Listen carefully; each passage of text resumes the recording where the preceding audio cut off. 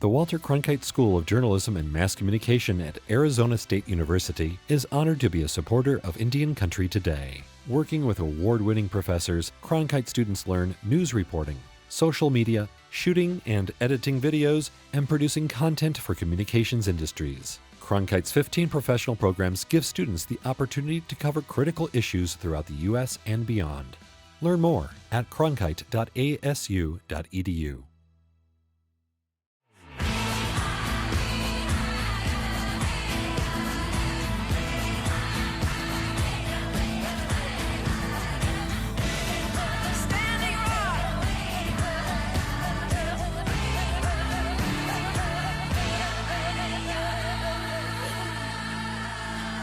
This is Indian Country Today.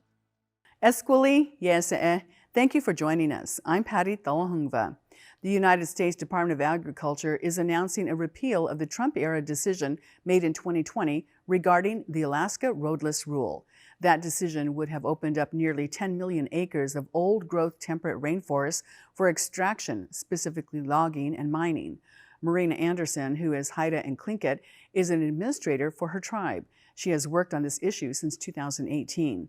Anderson says restoring roadless protections means a lot for both economic and cultural reasons. Restoring roadless protections on the Tongass for the state means that we're going to be able to enhance other areas that have been sustaining our economies, other areas such as culturally relevant eco-generative tourism in our state. We'll be able to focus on these habitat restoration projects. The announcement declares the end to all large-scale old-growth logging in the Tongass National Forest. Tribal governments and local community members will be directing the investment of $25 million to transition out of the logging industry. Marina is working on a campaign to flood the USDA with comments in support of keeping those roadless protections on the Tongass. The Indigenous food sovereignty movement has evolved over the decades. Traditional and non-traditional crops and their stories make their way from native farms to native restaurant tables. Karina Dominguez explains that journey and the impact it has beyond native communities. Many native farmers merge traditional and modern knowledge to manage their farms. The San Javier Co-op Farm irrigates 800 acres of traditional and non-traditional crops using similar methods their ancestors once used. It's still flooding, but before it would be like from the rains or the runoff from the washes and from the river when it used to run. Now the water is pumped uphill from the Colorado River, but Anton says he still feels ties to those traditional ways. There's a connection. That seed has been passed down, if you think about it, because they've always harvested. This seed has been generations after generations after generations. Native American food producers understand the importance of growing local food systems and traditional foods. The San Javier Co-op Farm sells to many restaurants, including Kai. The Forbes Travel Guide gave the Phoenix, Arizona restaurant the only 5-star rating in the state.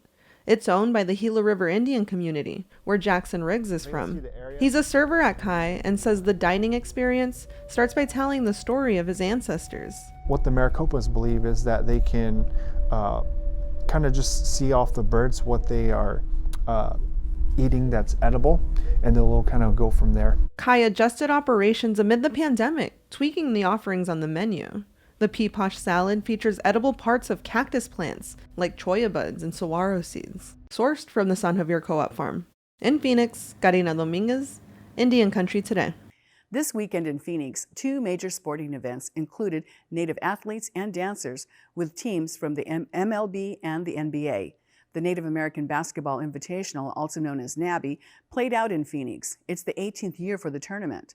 The championship teams not only won the titles, they also won tickets to Game 5 of the NBA playoffs. Hundreds of high school teams from across the country turned out to vie for the championships. And this year, thanks to a generous donor, each winning team also won tickets to see the Phoenix Suns play against the Bucks. The girls' game went into overtime, and then the New Mexico Elite beat Native Soldiers from Oklahoma by a score of 63-55. On the boys' side, the Young Guns from the Pacific Northwest beat out the Oklahoma Runners 61-56. Just a few short hours after winning their titles, they headed to the NBA game and watched the Bucks beat the Suns. And on Sunday, the Arizona Diamondbacks hosted Native American Recognition Day at Chase Field. Currently, only 3 other Major League Baseball teams host a similar event for Native Americans. Tribal citizens threw out the first pitch, sang the national anthem, and all were also represented with the color guard. There were also cultural and educational displays. Governor Stephen Lewis from the Gila River Indian community talked about the partnership with the team has with the Native community.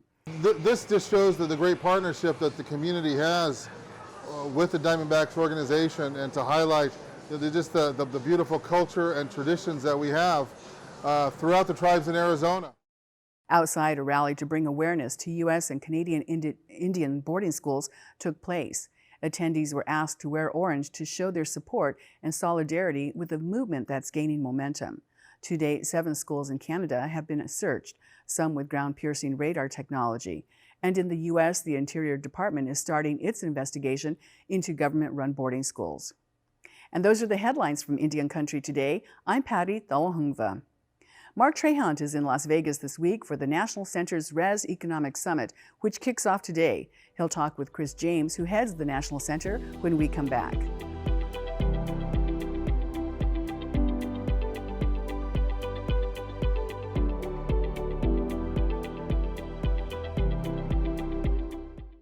I'm Mark Trahant, and I'm here in Las Vegas at the RES conference, the Reservation Economic Summit. Now I'm talking with Chris James, who's the president and CEO of the National Center for American Indian Economic Development. Congratulations, this is an amazing conference already and hasn't even started yet. I know, it's crazy, Mark. Thank you so much. We are expecting close to 2,300 attendees in person. We also have several hundred virtual attendees for those who can't make it to Vegas, following all the CDC guidelines, and just really excited for a great week. There's so many challenges with businesses, both those run by tribes and those run by individuals.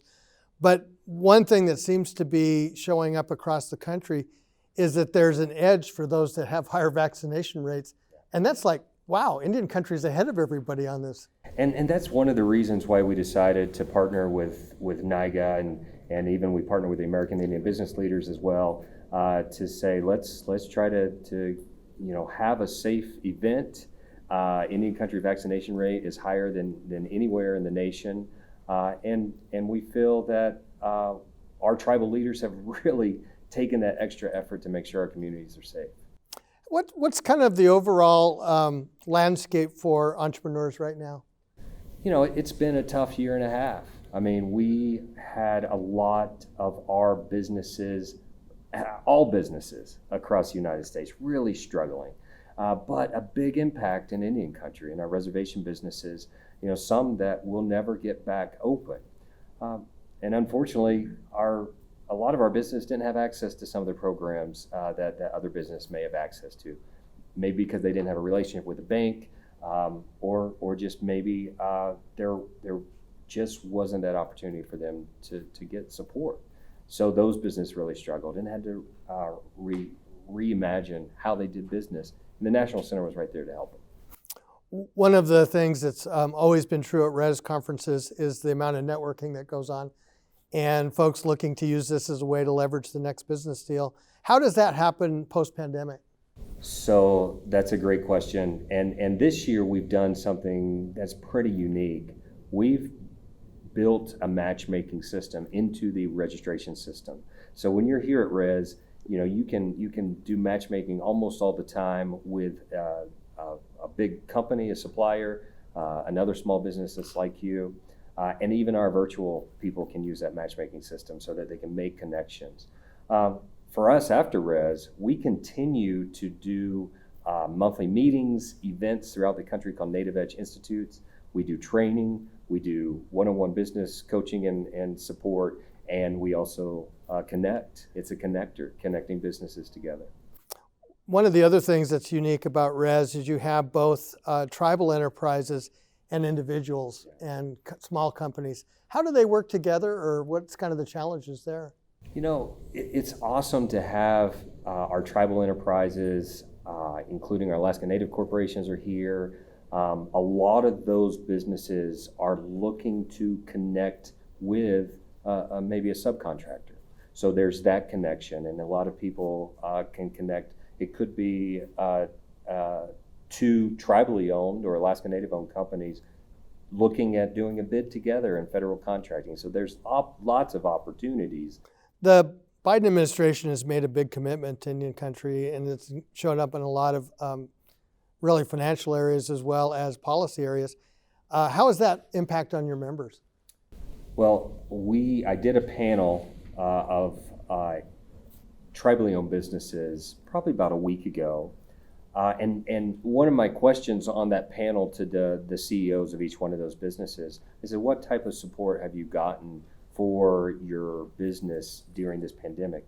All three of the businesses had received some support from the Small Business Administration. If it was their restaurant revitalization fund, if it was PPP to help them keep employees on payroll, or even the theater shutter stage program.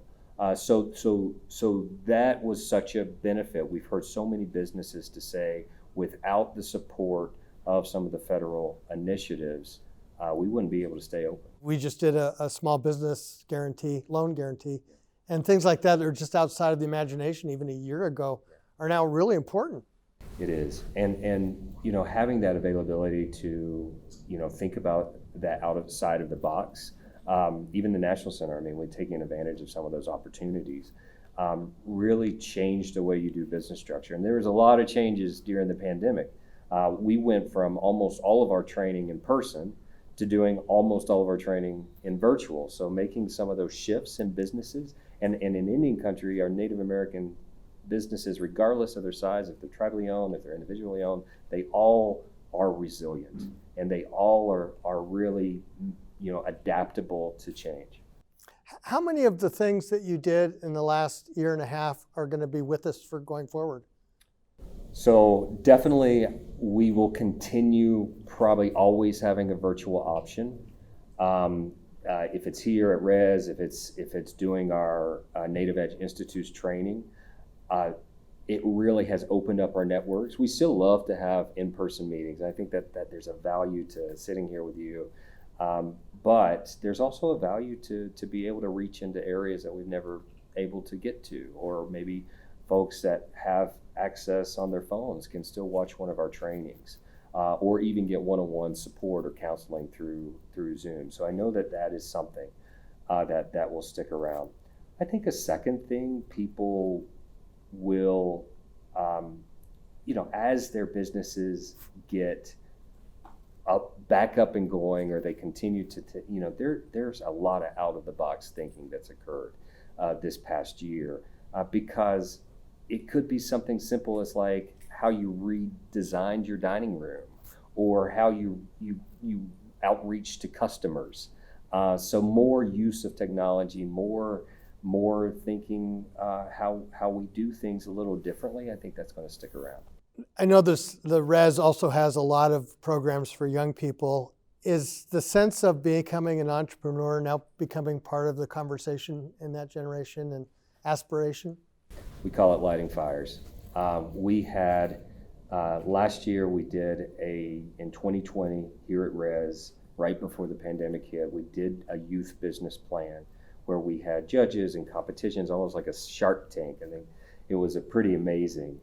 The winner of that business plan was a company called Acorn Bites, and they actually are still in business. They purchased a trade show booth on their own this year. They're selling their product nationwide, and I'm so excited that we were able to plant that seed and give them that drive, and now this company is starting to grow and starting to diversify and starting to change during a very difficult time in our country for small businesses. So those are the successes we like to see here at Res. And we partnered with the American Indian Business Leaders at their annual conference this past weekend. And seeing those kids, they're like, this is the first time I'm going to be able to network with businesses that look like me and people that look like me. And seeing the leaders on stage, and seeing and hearing all of the business expertise that will be happening this week. And that's important. And when you see those mentors, and when you see those people, one of those kids are going to say, I want to be just like that guy, and I'm going to grow my business, and I'm going to do that. What excites you most about this week in the conference?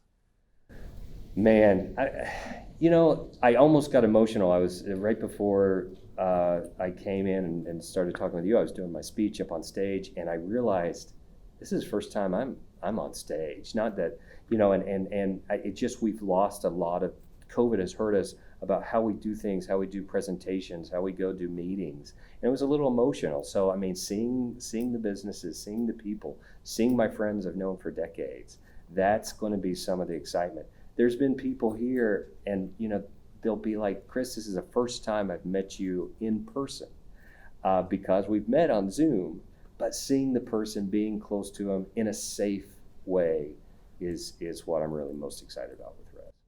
Well, that's really exciting. Absolutely. Chris James, President and CEO of the National Center here at Res Economic Summit in Las Vegas. We'll be right back.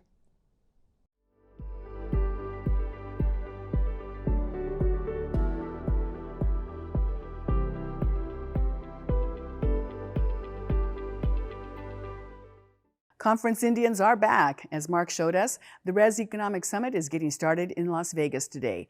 Aaliyah Chavez spoke with some of those people who have concerns about the pandemic, while others are hopeful they can make some good business connections. It's time again for the lanyards and goodies. Res is back in full swing this year after a 4-month delay due to COVID. It was held in March last year, just before the pandemic hit the U.S. Attending Res has always been a dream of mine. Georgette is the owner of a small business in Idaho that sells powwow supplies, and she says she's looking forward to networking. This is our first conference, and we're a little nervous, in the aspect of COVID and the variants and things like that, but we feel like we'll be safe with, prayers and our masks and, just taking the proper protocol in order to try to protect ourselves. The conferences will span 4 days in total and will host thousands of people. Attendees like Dawn Cardenas say she was eager to get back. I'm really excited to be here. I was like one of the first people to run to get a vaccination because I have to take care of business for my tribe. Attendees will have opportunities to attend workshops, take professional headshots, and even get a chance at a sneak peek of a new television show with native production teams. I love to go to all the breakout sessions and just be like taking notes, and I love that. The networking is great, but I just love that. I don't get time in my job to do that anymore. While other attendees say they are concerned about the spreading Delta variant, they believe that many conference goers will be vaccinated due to high vaccination rates across Indian country. In Las Vegas, Aaliyah Chavez, Indian Country Today. Vegas leaders are telling everyone to wear a face covering even if they are fully vaccinated because the Delta variant is spreading there. Now let's go back to Mark, who is catching up with Victor Rocha on all the latest in casino gaming technology. Victor Rocha is chairman of the trade show for the National Indian Gaming Association and also the publisher Pachanga.net. And I'm really excited to talk to you today, Victor, because this week launches NIGA. And more important than that, it's really a return to a way of normalcy. I mean, there's still restrictions and stuff, but people are coming together in really big ways. So let's start there. Sure. First of all, it's excited. It's been really quite amazing to see the response from Indian country. It's just been through the roof. I think everyone was ready for this thing to happen. We've all been locked inside for a year. And so, when we started this trade show to figure out we were going to do it, and we've picked July, Res was coming into town. And so we figured, why don't we piggyback with those guys and create an event that Indian country can't miss. So to have not only the gaming tribes, but all the people and entrepreneurs and business people into Las Vegas at the same time, it's really a special event. There's nothing like this been around like this in my lifetime that I can think of. When you first started talking to both tribal enterprises and the industry, what was the reaction? Were they saying, no, this is too soon? Or? Well, absolutely. It was a crapshoot every step of the way. When the conference, remember, our conference got canceled 2 weeks before we were ready to go. So that was pretty traumatic. And then, so we were looking someplace on the calendar to pop our heads back up. And then initially we were looking at October here in Las Vegas. And then we even looked at the first week of December. We thought maybe, it would happen then. But, it wasn't until a change of the administration, I think a change of the mentality towards the approach, towards the pandemic. I think that gave people a little more confidence in coming out. And so when things started to turn around after the election, people started getting vaccinated, and we saw the numbers starting to come down. We just figured, well, let's take a crapshoot for July and see what happens. And then as the numbers started getting better, we started feeling better, and then everyone started responding, and they want to do business. They're all chomping at the bit to get back to normalcy. And so we provided the opportunity, and build it and they will come. One of the things that strikes me about being here in Las Vegas, well, two things, is one, the shortage of people, and two, how costs have just shot up. How is that the same or different in tribal enterprises? Well, you know what? I think there's a lot of similarities there because we're all going through the economic squeeze. You know what I mean? Higher prices for food, the fact that it's harder to get people to service, in the service industry and restaurants, you see it everywhere. So I think there's a lot of parallels, I think, but because we are more local and we deal with our local communities, we probably have it a little bit easier than they have in Las Vegas. This is a destination resort. But I think there's definitely some parallels here, and things that we can learn and things that we can teach them also, if they're willing to listen. Well, and if you think about back when Cabazon came down from the Supreme Court, the gaming industry in Nevada really saw Indian country as a threat, and a deep threat. And now it's almost a partnership in a lot of ways. We were never supposed to be this successful. We were only supposed to be, little bingo halls and once Foxwoods built their amazing casino, we saw that, wow, we could do that. And then that's when it really took off. I think after Foxwoods, I think you can really see when the tribes just figured, okay, we're into this for real. And then it started growing. And Las Vegas did everything they could to stop us. Las Vegas and all their sycophants, coming after us and stuff like that. But they picked the wrong people to mess with. And tribal gaming in California is, it's right there on paper, man. You can see what the numbers are. You can see the success. So it's been an amazing journey. Yeah, we were never supposed to be this successful. The trade show starts on Wednesday. And for those who haven't seen it, describe what it's like. Well, first of all, we're in a brand new facility. They've never had a big conference in there before. It's 500,000 square feet, no columns. It's divided into 4 different rooms, 105,000 square feet, 105, and then 240s. And then all the extra space adds up to 50,000. If anybody's doing math, it all adds up, trust me, I did it.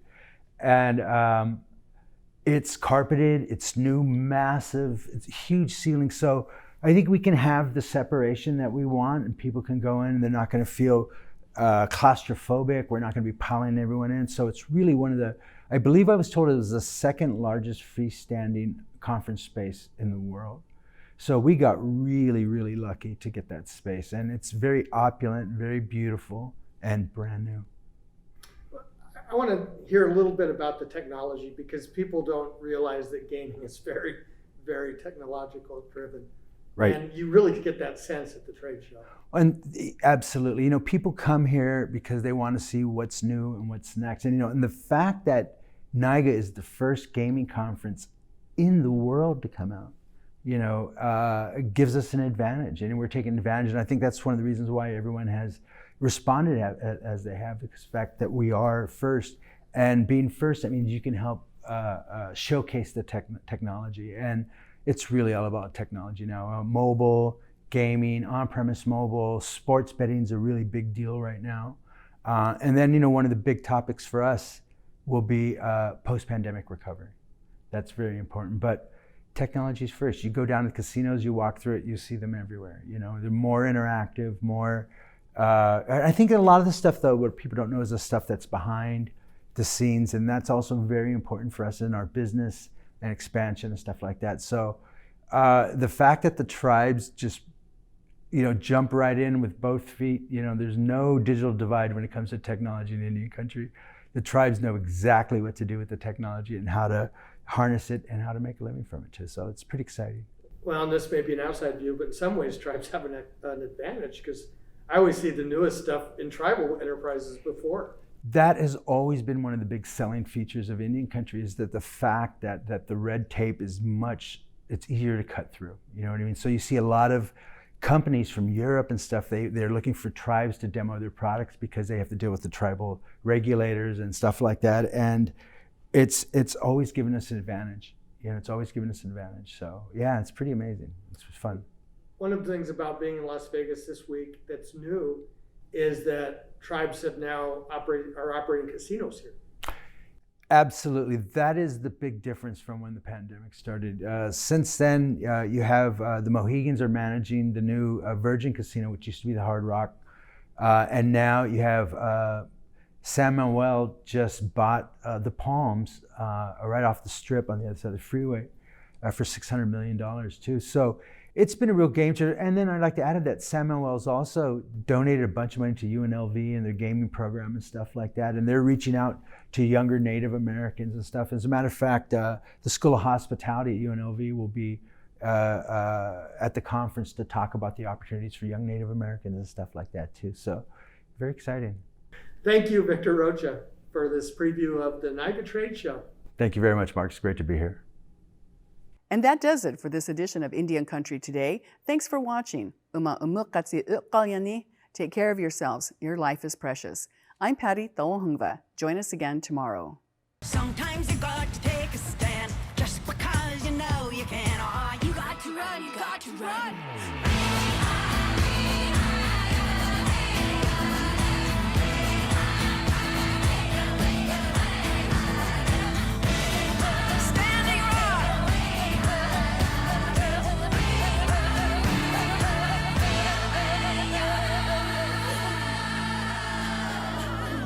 This is Indian Country Today.